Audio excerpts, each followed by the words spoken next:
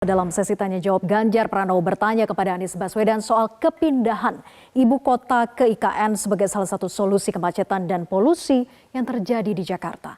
Anies pun menjawab jika ada masalah di Jakarta seharusnya diselesaikan, bukan lari dari masalah. Dan menurut Anies, IKN dibuat dengan kekuasaan bukan dengan mendengarkan kemauan masyarakat sehingga melupakan kebutuhan yang lebih penting untuk masyarakat.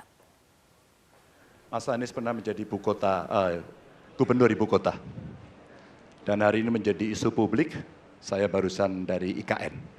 Mas Anies, dengan berbagai kondisi yang ada di Jakarta, traffic jam, orang bermigrasi, bagaimana polusi yang terjadi, saya ingin dapat statement yang clear dari Mas Anies. Apa pendapat Mas Anies ketika kemudian Indonesia sentris itu ingin dibangun, mimpi besar anak bangsa sejak presiden sebelumnya ingin dibangun, untuk memindahkan ibu kota dari Jakarta ke IKN. Silakan. Kalau ada masalah jangan ditinggalkan, diselesaikan. Itu filosofi nomor 1. Jadi ketika di Jakarta menghadapi masalah, maka masalah lingkungan hidup, masalah lalu lintas, kepadatan penduduk, ini harus diselesaikan. Ditinggalkan tidak kemudian membuat otomatis selesai. Justru ini yang harus dibereskan. Kalau kami melihat, begitu kita bicara lalu lintas, kontribusi aparat sipil negara di dalam kemacetan itu hanya 4-7%. Jadi nggak akan mengurangi kemacetan di sini. Yang kedua, soal lingkungan hidup. Kalau yang pindah itu pemerintah, bisnis, keluarga masih tetap di sini, masih tetap ada masalah. Karena itu kami berpandangan, masalah yang di Jakarta harus diselesaikan dengan transportasi umum yang dibangun. Kemudian yang kedua, menambah taman yang dibangun, transportasi umum berbasis elektrik. Dan itu semua dikerjakan untuk membuat Jakarta menjadi kota yang nyaman, aman, kota yang membuat kita bisa hidup dengan sehat. Itu terkait dengan Jakarta. Jadi, jangan kita meniru pemerintah Belanda. Mereka punya kota tua. Ketika kota tua turun permukaan, mereka pindah ke selatan, bikin di sekitar Monas. Ditinggalkan, masalah tidak diselesaikan. Kita harus menghadapi masalah dengan menyelesaikan. Lalu yang kedua, terkait dengan IKN.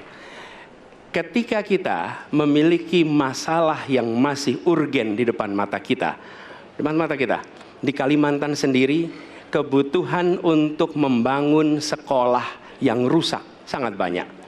Membangun kereta api atau jalur tol antar kota di Kalimantan itu urgen. Yang merasakan dari uang itu siapa? Rakyat. Sementara yang kita kerjakan hanya membangun tempat untuk aparat sipil negara bekerja, bukan untuk rakyat dan bukan pusat perekonomian.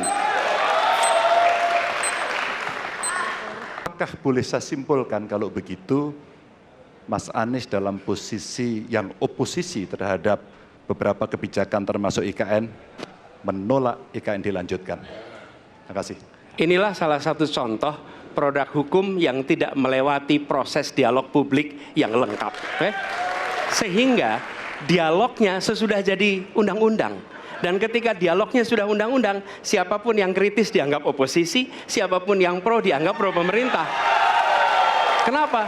Karena tidak ada proses pembahasan yang komprehensif yang memberikan ruang kepada publik. Ini negara hukum, bukan negara kekuasaan. Dalam negara hukum, berikan ruang kepada publik untuk membahas sebuah peraturan sebelum dia ditetapkan. Tapi ini nada-nadanya seperti negara kekuasaan, di mana penguasa menentukan hukum. Dan kemudian dari situ kita berdebat pro kon.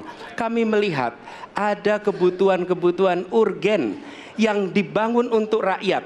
Kalau hari ini kita belum bisa menyiapkan pupuk lengkap, tapi pada saat yang sama kita membangun sebuah istana untuk presiden, di mana rasa keadilan kita? Jelajahi cara baru mendapatkan informasi. Download Metro TV Extend sekarang.